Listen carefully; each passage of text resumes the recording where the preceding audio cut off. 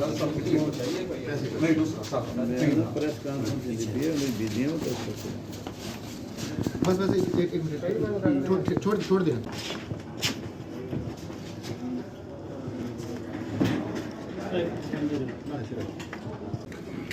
Cash तो हटाओ।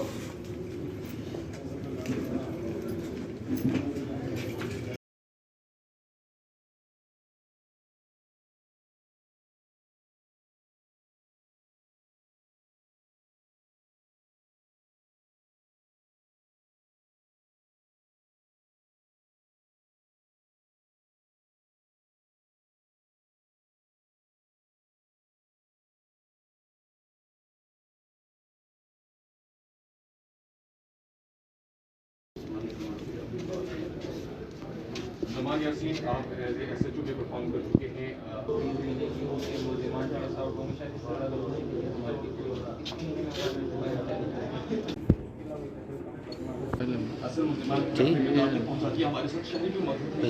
Pistol वाला मेरे पास भेज दो, मैंने मोबाइल से मैं भेज दूँ। प्रेस वाले अहबाब जो रमज़ानुल मुबारक के माह में रोज़े से भी होंगे, वो हमारी एक कॉल पर यहाँ पे तशरीफ़ लाए हैं। मैं सबका शुक्रिया अदा करता हूँ।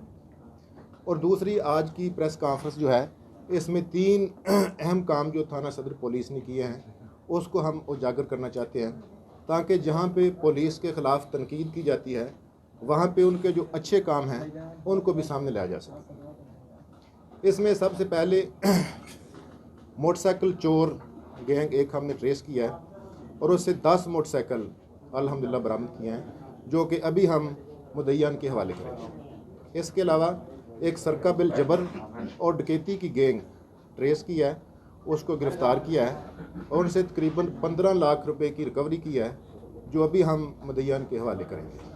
और नंबर 3, 2 मुकदमात थाना सदर में दर्ज हुए थे कत्ल के, और दोनों ही तकरीबन आलमोस्ट ब्लाइंड मर्डर थे। और दोनों मुकदमात को हमारे तफ्तीशी अफसरान जनाब गुलाम रसूल साहब और नुमान साहब ने बहुत अच्छा वर्क किया है।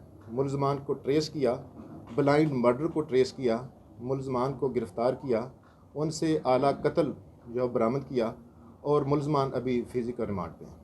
अब कत्ल के हवाले से अगर आप गुलाम रसूल साहब से कोई क्वेश्चन करना चाहते हैं तो कर सकते हैं।